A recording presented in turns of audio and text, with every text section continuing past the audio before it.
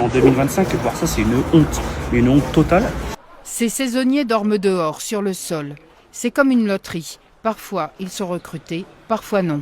On est en voiture avec les camarades de la CGT Champagne. On va aller à la rencontre des travailleurs et des travailleuses des vendanges. Et on va aller dans un quartier populaire sur les hauts d'Épernay où ces travailleurs dorment à la rue. En fait, ils dorment dehors. Le matin, il y a des camionnettes blanches qui viennent les chercher, des fois à la journée, des fois à la demi-journée, évidemment dans des conditions de travail qui sont extrêmement dégradées. Tout ça au vu et au su de tous, et notamment des autorités qui ne font rien dans le réel pour changer les choses, parce qu'un travailleur sous-payé, c'est plus de marge sur le raisin qu'on va vendre et c'est plus d'argent qui va rentrer dans les caisses d'une profession qui fait des milliards et des milliards d'euros de bénéfices chaque année.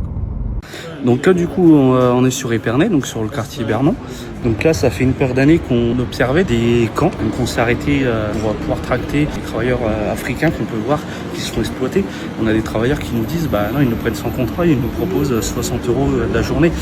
Les mecs, ils s'arrêtent, ils leur disent, voilà, j'ai besoin de tant de gars.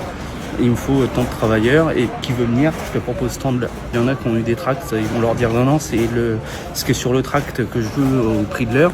Ils vont lui dire c'est tout, tu restes là. Et puis qui malheureusement ils vont parce qu'ils ont besoin d'argent, parce que c'est quand même des gars qui sont dans le besoin. Ils y vont.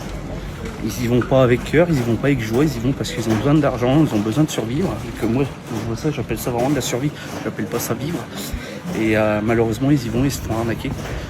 Au grand bonheur des prestataires. Le but est vraiment de faire de la prévention, leur dire attention les gars, vous ne faites pas arnaquer. Un mois après le procès, on retrouve encore ça derrière nous. Ça, c'est honteux.